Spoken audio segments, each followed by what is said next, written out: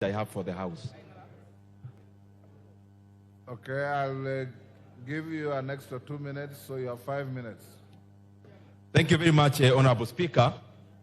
Honorable Speaker, as the rule provided in the PFM Act, Article 39A, that we have to balance our expenditure and our revenues.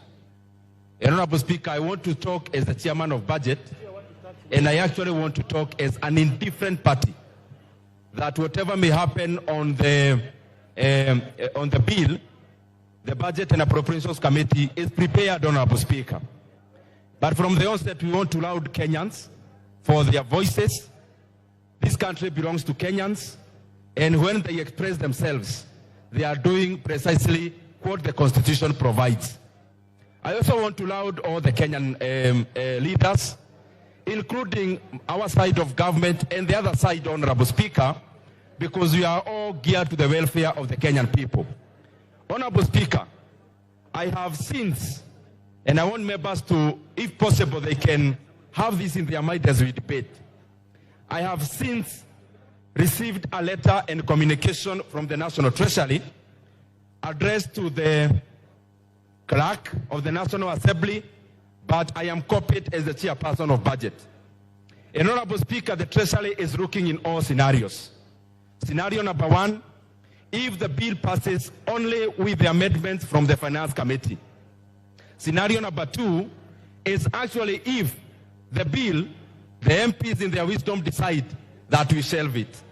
And Honorable Speaker, if the status quo remains, that we pass the bill as proposed by the Honorable Kimani Kuria and the committee, the appropriations bill passes as it is, Honorable Speaker, as we did last week. However, Honorable Speaker, it is important for members to note that in case there is a downfall in terms of the revenues by the proposed 200 billion that was to be raised in the finance bill, Honorable Speaker, then the government and the National Treasury and the Budget Committee is also prepared for that scenario. And I have communication, Honorable Speaker, from the National Treasury from the proposals. And I wish that I read some of them, that if the bill does not pass, Honorable Speaker, we'll be reducing the budget for the State House, 451 million, budget at the State Office of the President, 451 million, security organs, defense, for example, will be losing 7.75 billion, ongoing pivots in our constituencies will have to shelve that ambition by reducing by 800 million, Honorable Speaker. Higher Education Loans Board will be losing 3.2 billion. Honorable Speaker, the JSS teachers, 46,000 of them, Honorable Speaker, by letting this bill pass, will actually be giving jobs at the permanent and pensionable. And Honorable Speaker, if the wisdom of this House is to shelve that decision, then it means the JSS teachers, whom, Honorable Speaker, I would persuade this House that we confirm there will be no funding. NGCDF will be reducing by 15 billion shillings, which is 50 million per constituency, Honorable Speaker. The monies we appropriated for electricity, 50 million per constituency, Honorable Speaker, by, again, not giving the National Treasury the power for more revenue-raising measures, the 50 million per constituency will be disappearing today, Honorable Speaker.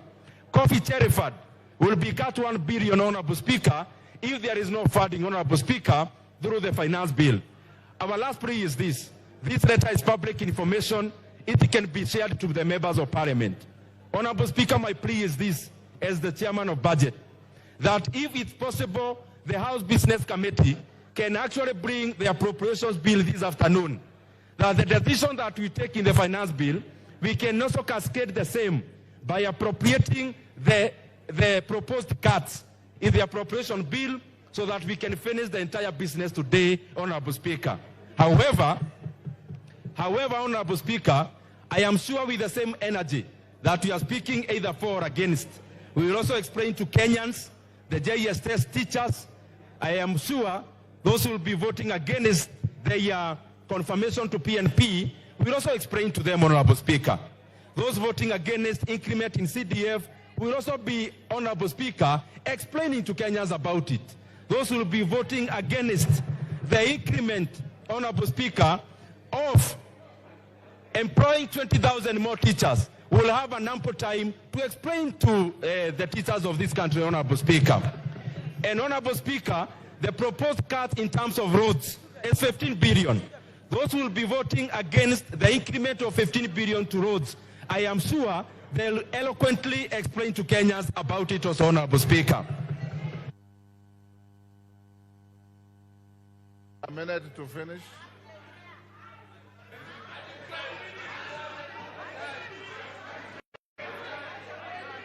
Order. Honorable Speaker. Order, honorable members. Order. Order. Give him 3 minutes and wind up. Honorable Speaker, I want to be very objective. Honorable Speaker, these are the proposed cuts in case there is no revenue-raising measures as proposed by Honorable Kimani Kuria. Honorable Speaker, number one, as I said, I want to be very clear. State House has been cut money 500 million. Office of the President another 500 million. Security like defense is 7.75 billion cuts. Honorable Speaker, the same. We have already promised our JSS teachers that the 46,000 of them will be employed and on permanent and pensionable. Honorable Speaker, if we don't give the National Treasury the power for revenue-raising measures, it means the people will be voting against the confirmation of the 46,000 interns. Will have ample time to explain to them how they voted against them getting permanent jobs, Honorable Speaker.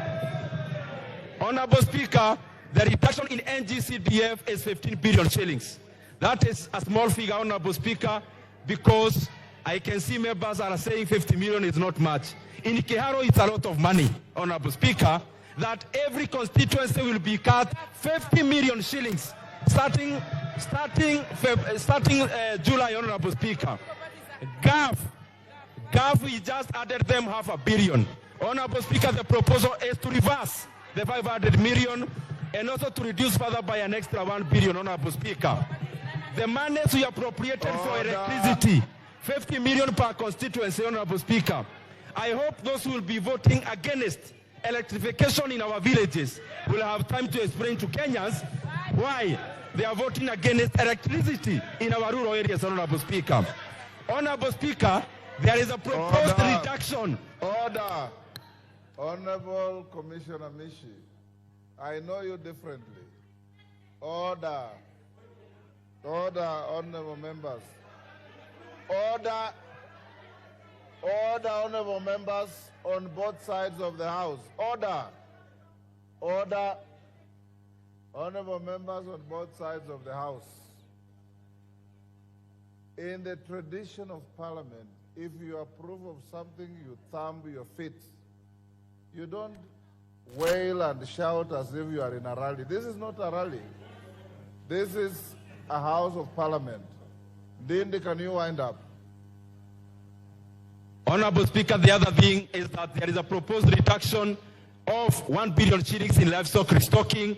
From our side, we believe those who lost their livestock deserve to be compensated. Those who will vote against 1 billion that is going to livestock restocking will explain to our pastoralist, Honorable Speaker. Honorable Speaker, also, the monies proposed for reduction for school feeding program is 1.8 billion. On our side, we believe the 1.8 billion is needed to feed the children of this country as they go to our schools, Honorable Speaker. Honorable Speaker, the political parties, we can all agree in unison. We are proposing a cut of 900 million. I know that is not contentious. We can agree to cut it this afternoon, Honorable Speaker, because we are also prepared for it. Honorable Speaker, there is a proposed cut of 5.5 billion shillings for cash transfer. Our parents who registered last year deserve to get their cash transfer. Order, time up. Bet Simba. Order. Asante sana Mheshimiwa. You have already spoken on this bill. You have no business doing what you are doing. Asante sana Mheshimiwa Spika kunipa fursa na mimi